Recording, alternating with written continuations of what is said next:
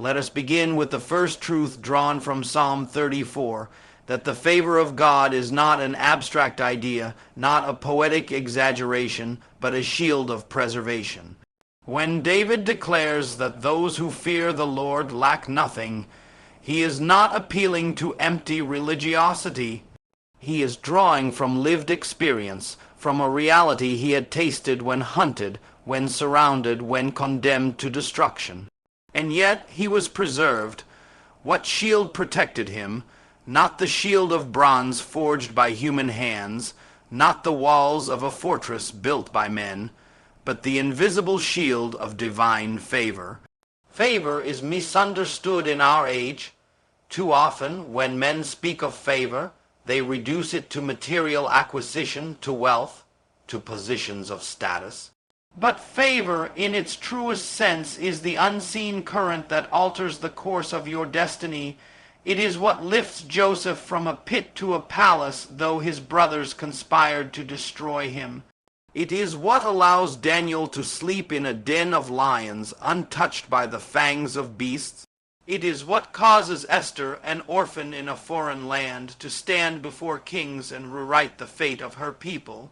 Favor is not luxury, it is survival. It is preservation in the face of certain annihilation. The beauty of Psalm 34 lies in its assurance that favor is not purchased with gold or inherited through lineage. It is attracted through reverence, through the fear of the Lord. To fear God is not to tremble before him as before a tyrant. It is to walk in alignment with his will, to recognize his authority in every decision, to order one's life with an awareness that heaven is watching. That fear births obedience, and obedience attracts favor, and once that favor rests upon you, even enemies must acknowledge it. Pharaoh had to acknowledge it in Joseph. Nebuchadnezzar had to acknowledge it in Daniel. Saul, though consumed with jealousy, could not deny it in David. The psychological power of knowing that you walk under divine favor is immense. Consider how men crumble when they believe themselves forsaken. Fear begins to erode their courage. Anxiety clouds their judgment. They lose clarity, and in that confusion they fall prey to the very traps set against them. But when a man believes no, when he knows that the favor of God surrounds him, he walks with a different posture. His shoulders straighten, not in arrogance, but in assurance. He speaks differently, not recklessly, but boldly. He faces adversaries, not with trembling lips, but with the calmness of one who knows his case has already been settled in heaven. Favor grants psychological resilience. It preserves not just the body but the mind. Look closely at the lives of the righteous, and you will see a paradox. They are often envied, frequently opposed, sometimes attacked, and yet somehow they endure. While others collapse under the same storms, they stand. This is not because they are stronger or more intelligent, but because favor becomes their shield. When arrows of slander fly, they are preserved. When weapons of hatred are sharpened, they remain untouched. The enemy grows frustrated because every effort to break them turns into another testimony of divine preservation. But this favor is not static. It is not a passive shield that allows the believer to live carelessly. Favor is relational. It flows in proportion to your alignment with God. You cannot claim his preservation while walking in rebellion. You cannot demand his shield while rejecting his counsel. To live under favor is to live under authority. It is to say, Lord, I will walk in your way, not mine. That posture invites heaven's covering, and once heaven covers you, even the strategies of hell are rendered impotent. We must also note the philosophical depth of this favor. Human beings spend their lives seeking security insurance policies, armed guards, gated communities, political connections. Yet history is a graveyard of men who trusted in these forms of preservation only to discover their fragility. The empire of Rome collapsed though it had legions. The walls of Jericho fell though they were fortified. The mighty Titanic sank though it was declared unsinkable. All human shields fail. Only the shield of divine favor remains unbreakable. To claim that shield is to anchor your life in the only security that transcends time, power, and circumstance. But make no mistake, favor does not exempt you from challenges. David himself was pursued, betrayed, and surrounded. Yet, though the storms raged, he was never consumed. That is the mystery of divine preservation. You may pass through fire, but you will not be burned. You may tread the waters, but they will not drown you. The shield of favor does not remove adversity, but it ensures you emerge from it untouched, stronger, and more radiant. Therefore, the invitation of Psalm 34 is not to live in fear of enemies, but to live in awareness of favor. Too many of us magnify the enemy, rehearsing their threats, analyzing their strategies, and living in dread of their actions. Yet David teaches us to magnify the Lord, for in magnifying him we diminish the power of the enemy. And when the enemy is diminished, the favor of God becomes the dominant reality in our lives. The question then is not whether enemies exist. They always will. The question is whether you are shielded. Are you walking under divine favor? Are you aligned in such a way that heaven's covering is your daily portion? Because when favor surrounds you, no enemy can prevail, no weapon can prosper, and no curse can take root. David, in Psalm 34, makes a statement that resonates through the corridors of time. Many are the afflictions of the righteous, but the Lord delivers him out of them all. Notice the precision of his words. He does not deny the existence of afflictions. He does not suggest that righteousness exempts one from trials. On the contrary, he acknowledges that afflictions are many, plural, recurring, sometimes overwhelming. And yet he anchors his faith in this unshakable truth. Deliverance is the guaranteed portion of the righteous. This is a profound paradox. In the human mind, righteousness ought to be rewarded with ease, with comfort, with immunity from suffering. But Scripture does not paint such a picture. The righteous are tested, sometimes even more severely than the unrighteous. They are targeted by envy, opposed by those threatened by their integrity, and attacked by forces both visible and invisible. But what sets them apart is not the absence of adversity. It is the certainty of deliverance. This is the hallmark of divine justice. God does not promise a life free of storms, but he promises victory in every storm. Deliverance, therefore, is not a question of if, but when, and this distinction is critical. To understand it is to cultivate resilience. For when trials come, and they will, the righteous do not crumble in despair. They remind themselves that the end of every affliction has already been written in heaven. The story may pass through valleys of betrayal, through fires of injustice, through waters of sorrow, but the conclusion is predetermined. The Lord delivers him out of them all. Not some, not most, but all. Consider the psychology of those who internalize this truth. They live with a radical kind of courage. They do not deny the pain of affliction, but they refuse to be defined by it. They recognize that trials are temporary while deliverance is eternal.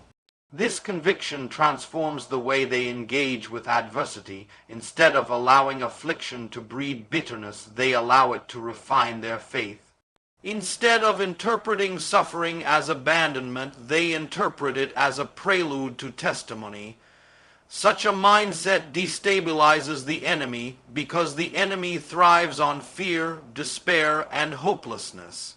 When the righteous stand unshaken, declaring that deliverance is certain, the enemy's power is broken long before the battle ends. Think of Joseph once more, betrayed by his own brothers, sold into slavery, falsely accused, imprisoned unjustly. His afflictions were indeed many, and yet at every stage deliverance arrived, not deliverance in the form of immediate escape, but deliverance that moved him step by step toward destiny. The pit could not hold him, Potiphar's house could not limit him, and the prison could not bury him. Each affliction was a stepping stone to a higher manifestation of God's plan. And when he finally stood as governor of Egypt, he could say with conviction that what the enemy meant for evil, God had turned for good. That is the essence of deliverance. It transforms the very weapons of the enemy into instruments of elevation. David himself lived this reality, pursued by Saul like a criminal, hiding in caves, betrayed by allies, surrounded by conspiracies. Yet each plot ended in futility. The one who carried the anointing could not be destroyed because deliverance was woven into his destiny. Even in moments when defeat seemed imminent, the hand of God intervened. The righteous are not delivered because they are clever, nor because they are powerful, but because divine justice demands it. God has bound himself to his word, and his word declares that affliction may visit, but deliverance is guaranteed. There is also a philosophical depth here that must not be ignored. Deliverance is not merely the escape from external enemies. It is also the liberation of the inner self. Affliction often tempts the righteous to despair, to doubt, to abandon their convictions. But in the process of waiting for deliverance, something profound happens. Character is forged, resilience is built, and faith matures. Deliverance, then, is twofold. It is external rescuing from enemies and dangers, and it is internal rescuing from fear, bitterness, and unbelief. In this way, afflictions become instruments of growth. They push the righteous closer to God, sharpen their vision, and strengthen their resolve. By the time deliverance comes, the individual is not only free but transformed. We must also confront the reality that the unrighteous, too, face afflictions. But without divine assurance, their afflictions often break them. They are consumed by despair, imprisoned by hopelessness, and sometimes destroyed by the very storms they cannot interpret. The difference is not in the quantity of affliction, but in the guarantee of outcome. The righteous have a covenantal promise. The unrighteous fight alone. This truth carries practical implications for us today. When you encounter afflictions, do not allow fear to speak louder than faith. Do not interpret temporary trials as permanent conditions. Do not magnify the power of enemies as though God were absent. Instead, hold fast to the declaration of Psalm 34, "Deliverance is certain." This mindset transforms your speech, your attitude, and your posture. You begin to pray differently, not as one begging for rescue, but as one affirming an already guaranteed outcome. You begin to praise in the midst of battle, not because the battle is easy, but because victory is assured. And let us be clear, deliverance does not always come in the way we imagine. Sometimes it comes by removing you from the fire, and sometimes it comes by keeping you in the fire, but ensuring the flames cannot consume you. Sometimes it comes by silencing the lions, and sometimes it comes by giving you the strength to stand unafraid in their presence. Either way, the result is the same. You emerge victorious, untouched, preserved by the hand of God. So when David declares that the Lord delivers the righteous out of them all, he is not offering a poetic consolation. He is declaring a principle as true as the rising sun. Your enemies may be many, your afflictions may be great, but none of them can write the final chapter of your story. That chapter belongs to God, and he has already written the word deliverance over it.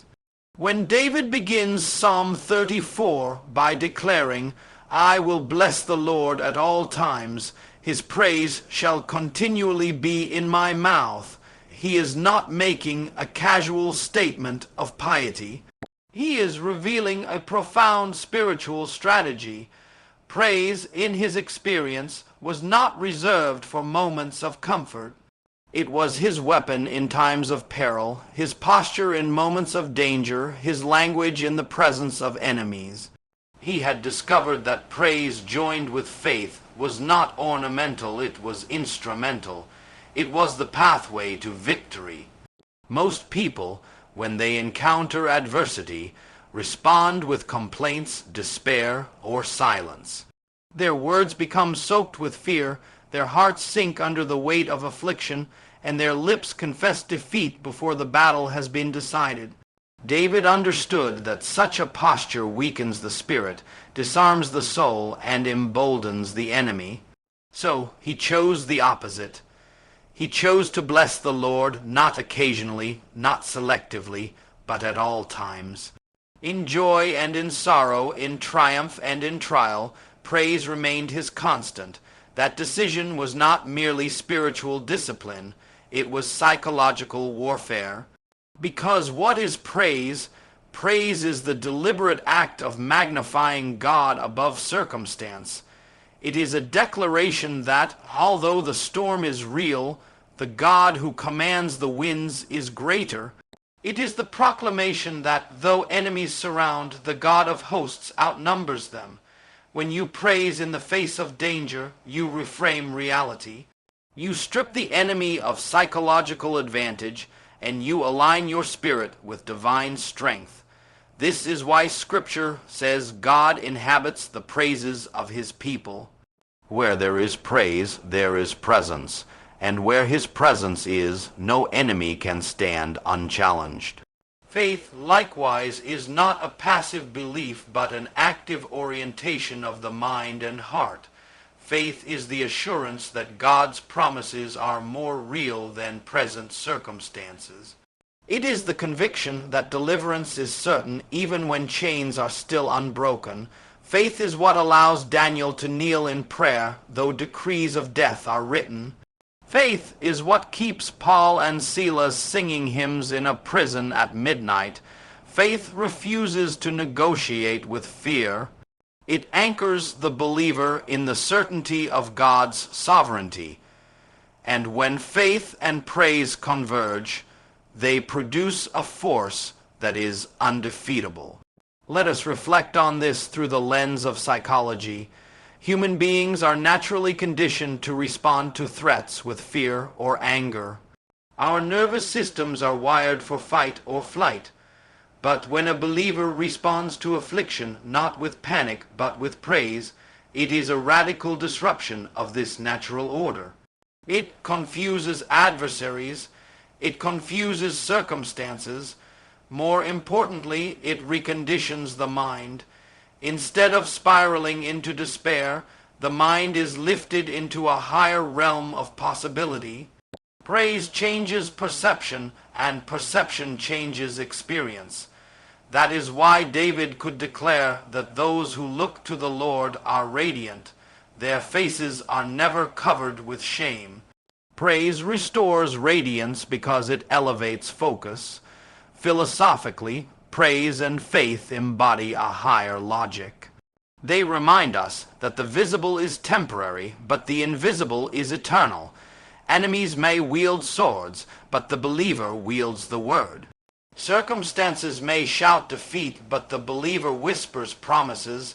And in that tension between the visible and invisible, between the present and the eternal, victory is conceived. Because the battle is never only external, it is always also internal. and the one who wins the inner battle of perspective inevitably triumphs in the outer battle of circumstance. David, chased and hunted, discovered this secret. In caves, in deserts, in enemy territory, he blessed the Lord. And every time he did, his spirit rose above fear. His enemies were not just men with spears. They were despair, hopelessness, intimidation. And by choosing praise, he silenced them. Likewise, for us today, enemies may not always take the form of armies. They may be anxieties, injustices, betrayals, sicknesses, but the weapon remains the same. Praise disarms them. Faith overpowers them. Together they invoke the presence of God, who alone secures deliverance. But let us also be clear, praise is not denial. It is not pretending that pain does not exist. It is not closing the eyes to affliction. It is opening the eyes wider to see God's hand beyond the pain. It is refusing to allow affliction to have the final word. Faith, too, is not wishful thinking. It is not blind optimism.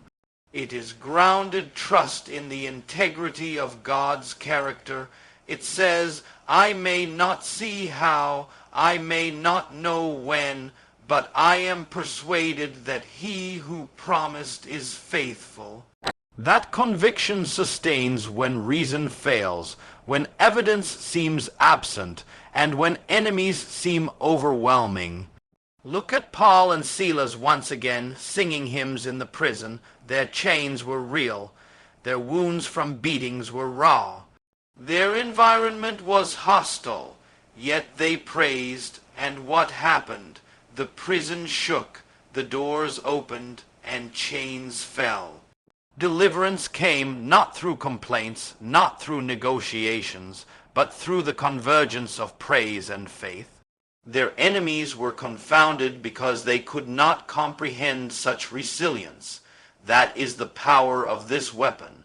It operates on a frequency enemies cannot intercept. So when David begins Psalm 34 with unceasing praise, he is not speaking from naivety. He is unveiling the secret of victory. He is teaching us that the righteous do not wait for victory to praise. They praise because victory is inevitable. They do not wait for deliverance to thank God. They thank Him because deliverance is guaranteed. And that posture of faith and praise accelerates the manifestation of what has already been promised. Therefore, if you wish to walk in the reality of God's favor and deliverance, cultivate this posture. Let praise be your language, not occasionally, but continually. Let faith be your lens, not only when life is easy, but especially when life is hard. Train your mind to see beyond affliction, and train your lips to declare God's greatness even when enemies roar. Because in doing so, you invite heaven to fight for you.